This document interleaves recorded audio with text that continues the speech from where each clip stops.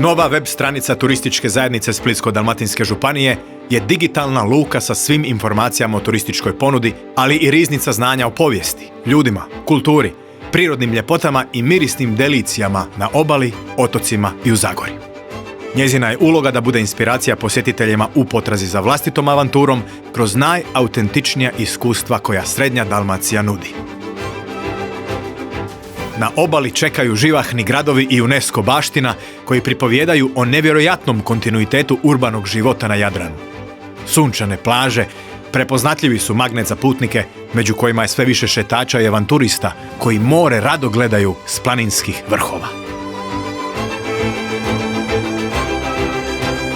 Intimnija atmosfera otoka idealna je za duge romantične šetnje i nježne večeri. Polagani tempo i život u skladu s prirodom stanovnike otoka čine opuštenijima i dugovječnijima. Stara sela Dalmatinske Zagore puna su tradicije i uzbudljivih legendi. Šetnja obalama rijeka i jezera, rafting, bicikliranje i jahanje konjima kroz šumu otkrivaju bogatstvo biljnog i životinjskog svijeta.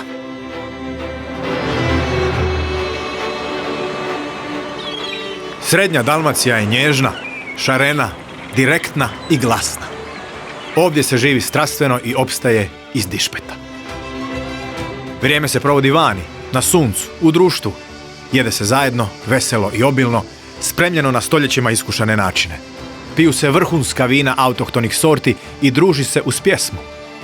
Koncerti na dalmatinskim rivama, klape, pučke fešte, ribarske noći i brojna druga događanja prilika su za vesele izlaske i nova prijateljstva.